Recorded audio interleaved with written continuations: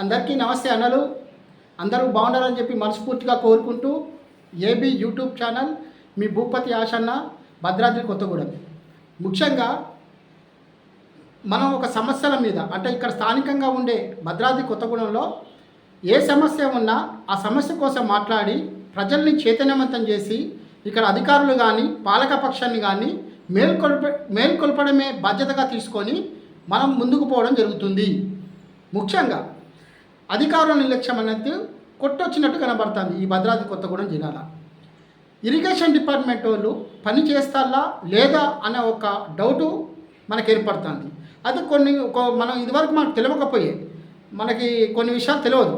అయితే ఇప్పుడు ఆ సమస్యల గురించి మనం పోతా అంటే వాళ్ళు ఎంత నిర్లక్ష్యంగా ఉన్నారు అనే దానికి ఉదాహరణ ఏంటంటే ఈ చింతలకుంట చెరువు, ఈ గొలుసులమల్లె చెరువు, అక్కడ పైన ఇంకో చెరువు, మొత్తం 3 చెరువులని ఈ ఇరిగేషన్ డిపార్ట్మెంట్కి సంబంధించిన అధికారులు ఏంటంటే నిర్లక్ష్యంగా ఉండడం మూలంగా వాళ్ళకి ఎవరికి పడితే వాళ్ళకి అక్రమాలు చేసుకుంటూ పోతుంటే చూస్తూ వాళ్ళు కాలాపన చేయడం మూలంగా ఈరోజు ఇంత సమస్య ఏర్పడదని చెప్పేసి నేను భావించడం జరుగుతుంది.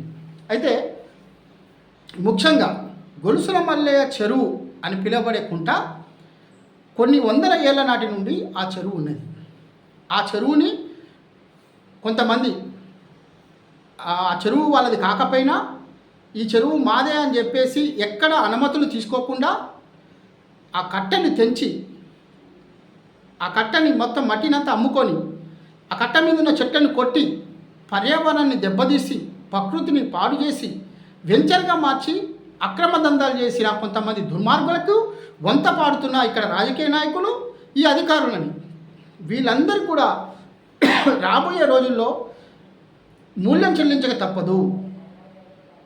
వీళ్ళు చేసిన వాళ్ళు ఇంత అక్రమాలు చేస్తుంటే కూడా ఒక్కడు పోయి కూడా ఆపలేకపోయిండు.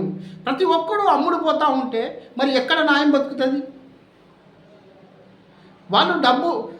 వాళ్ళు ఈ అహంకారంతో ఏంటంటే ఎవరినైనా కొనేస్తామని చెప్పేసి ఒక ఆలోచనతో వాళ్ళు ఉండడం జరిగింది.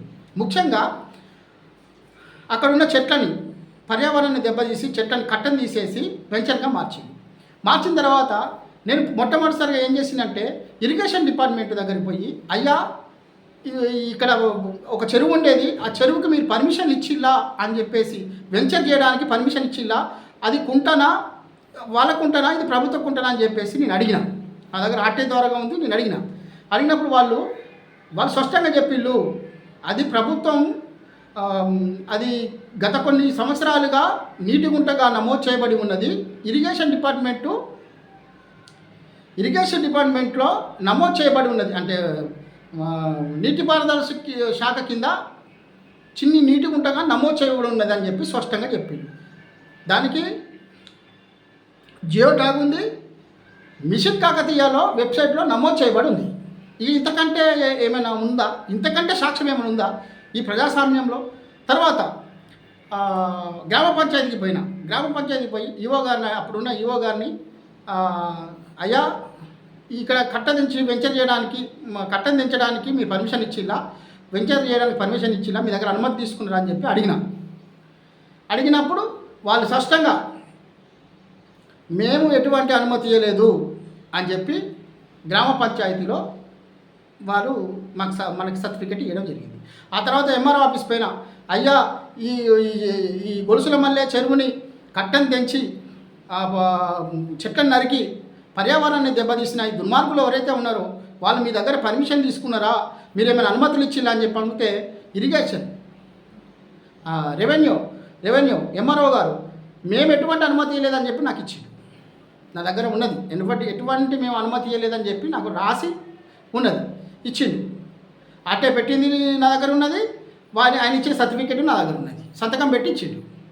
ఆ తర్వాత ఈ పచ్చని చెట్లని 150-200 ఏళ్ళ గల చెట్లని మా ముత్తాత తాతలు మా తండ్రి ఇప్పుడు నేను చూస్తున్న చెట్లని మేమంతా చూసుకుంటూ వచ్చినాం. మా పూర్వీకులు చూసుకుంటూ వచ్చిన చెట్లని దాదాపు 200 ఏళ్ళ చెట్లని నరికి పారేసిరు. టేక్ చెట్లని, చింత చెట్లని, నల్లతుమ్మ చెట్లని, మంచి నల్లతుమ్మ, ఇంత నల్లతుమ్మలు, అవి పాతకాలపు నల్లతుమ్మ చెట్లు, తర్వాత మోదుగు చెట్టు, ఇవన్నీ చెట్లని నరికిళ్ళు ఫారెస్ట్ ఆఫీస్ దగ్గర పోయి నేను అడిగిన, అయ్యా మీరు ఏమైనా పర్మిషన్ ఇచ్చిల్లా చెట్లను కొట్టడానికి మీ దగ్గర తీసుకుని రావాలని చెప్పి అడిగితే వాళ్ళు వచ్చిళ్ళు ఫారెస్ట్ ఆఫీసులో వచ్చి సర్వే చేసి అక్కడ చెట్లు ఉన్నాయని చెప్పి స్థానికులు చెప్తే వాళ్ళు వివరణ తీసుకొని ఆ చెట్లను కొట్టడానికి మాత్రం మా దగ్గర పర్మిషన్ తీసుకోలేదని చెప్పి వాళ్ళు క్లియర్గా చెప్పడం జరిగింది. అంటే ఎవరి దగ్గర పర్మిషన్ తీసుకోలేదు, ఎవరి అనుమతి తీసుకోలేదు, ఇది మొత్తం భూమిని అంతా కలిసి సదును చేసేసి ప్లాట్లు చేసి వెంచర్గా చేసి అమ్మేసుకున్నారు. అంటే వీళ్ళకి ఏం చేయాలి?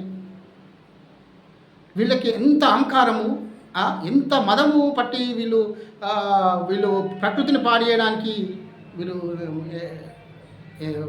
ఎంత చేసిందంటే మరి దీన్ని మనం తీవ్రంగా ఖండించాలా లేదా? మనం ఖండించాల్సిన అవసరం ఉంది కదా.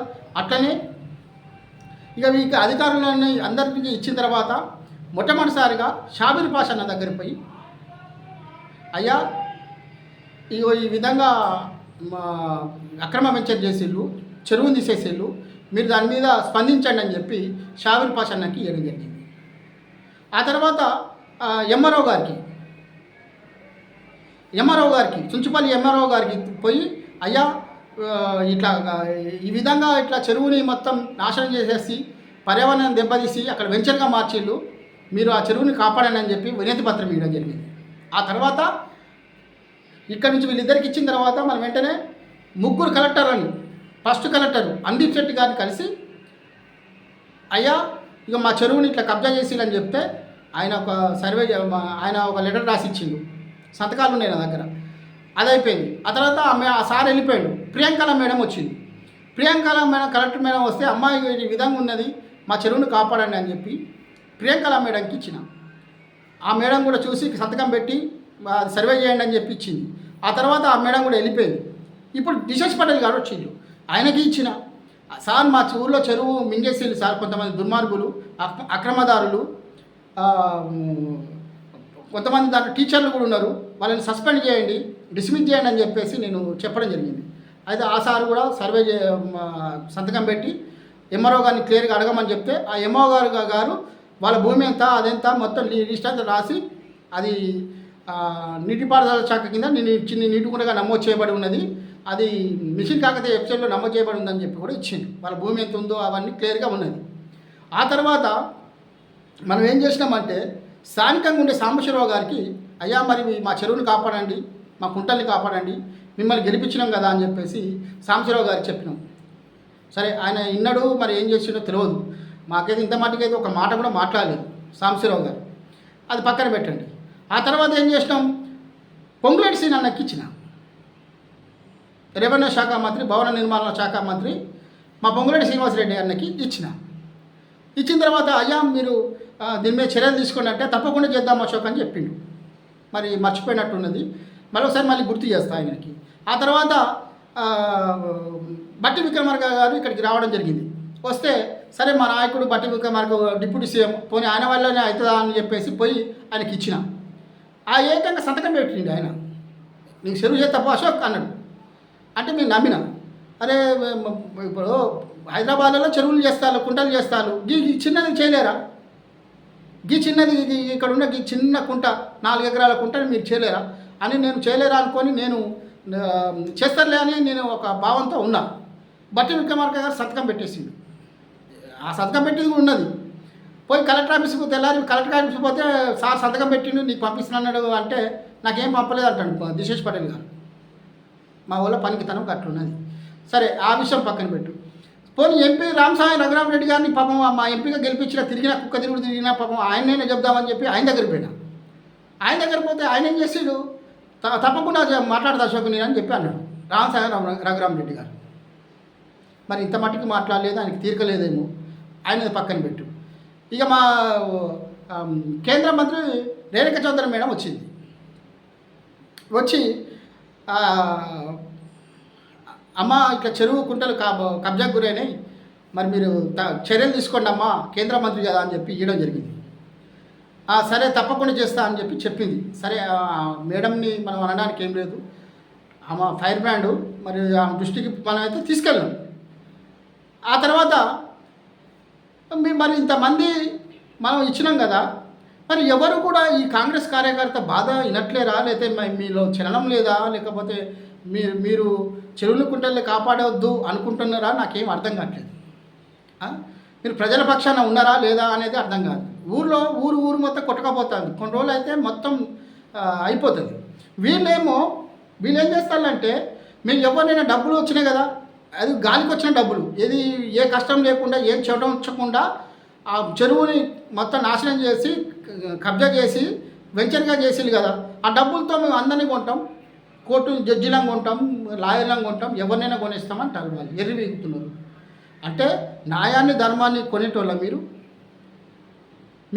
మీకు అంత దమ్ముందా? న్యాయాన్ని ధర్మాన్ని చట్టాన్ని కొనేస్తారా? మీరు అంత పొడుగాల? ఎవరైనా కొనగలుగుతారా ఈ దేశంలో భారత రాజ్యాంగం ఈ అవినీతి పనుల కోసం కాదు రాసింది, ఈ దొంగ సన్నాసుల కోసం కాదు రాసింది. భారత రాజ్యాంగము ఎక్కడైనా అన్యాయం జరిగినప్పుడు వాళ్ళ తరపున ఎవరికైనా శిక్ష అనేది ఒకటే. ఉన్నోడికైనా లేనోడికైనా, బీదోడికైనా ఉన్నోడికైనా, ఎవరికైనా శిక్ష అనేది ఒకటే అని చెప్పి, ఎవరు తప్పు చేసిన దాని శిక్ష అరువులే అని చెప్పేసి మన భారత రాజ్యాంగం చెప్తాంది. మరి వీళ్ళింత విర్రవీగుతున్నారు. వీళ్ళని మరి శిక్షించే ప్రభుత్వం మా కాంగ్రెస్ ప్రభుత్వానికి లేదా? ఈ దొంగ సన్నాసులని వీళ్ళ మీద చర్యలు తీసుకునే ప్రక్రియ జరగదా? నేను అడుగుతున్నా. నేను ఒకటే చెప్తున్నా, వాళ్ళు ఎక్కడికైనా పోని, ఏడైనా పోని, ఇప్పుడు 100% అది చెరువు చేసే బాధ్యత నేను తీసుకున్నా. ఖచ్చితంగా అది చెరువు చేసి చూపిస్తా అని చెప్పేసి నేను తెలియజేయడం అనేది. ఎవరికి భయపడే మనిషిని కాదు, ఎవరికి కూడా లొంగే మనిషిని కాదు, నిజాయితీగా పనిచేసే మనిషిని. రేపు పొద్దుగాల జరిగే ఎలక్షన్లో కూడా, ఈ ఎంపీటీసీ జెడ్పీటీసీ ఎలక్షన్లు కానీ, గ్రామ పంచాయతీ ఎలక్షన్లే కానీ, నా గలాన్ని ఇప్పి ఎవరైతే ఈ దొంగలు ఉన్నారో, నేను పుడితే ఒకటి సస్తే రెండు అని చెప్పి తెలంగాణ ఉద్యమంలో నేను చేసినోండి. నేను వీళ్ళకి సన్నాసులకు భయపడేది లేదు. నా గలాన్ని ఇప్పి ఎవడైతే ఈ చెరువులు కుంటల్ని ప్రభుత్వ భూమిని కబ్జా చేసిన వాళ్ళు ఉన్నారో వాళ్ళ సంగతి ఎందుకు చూస్తా. నేను ఊరంతా ప్రజలకు తెలిసే విధంగా నేను చేస్తా. తప్పకుండా న్యాయం గెలుస్తుందని చెప్పి ఒక నమ్మకంతో మీ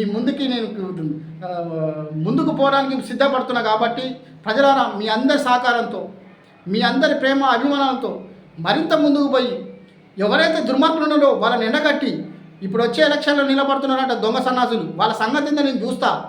నేను చూసి వాళ్ళు చేసిన అకృత్యాలకి, ఆ దొంగలకి సర్దిగట్టిన ఈ దొంగ సన్నాసులకి తప్పకుండా బుద్ధి చెప్పే పని నేను చేస్తా. నా ముందున్నది, నేను తప్పకుండా ఆ పనిని చేసి పెడతానని చెప్పి మరొకసారి గుర్తు చేసుకుంటూ మీ అందరికీ కూడా పేరు పేరున ధన్యవాదాలు. ఏబీ యూట్యూబ్ ఛానల్, మీ భూపతి ఆశన్న. జై భీమ్.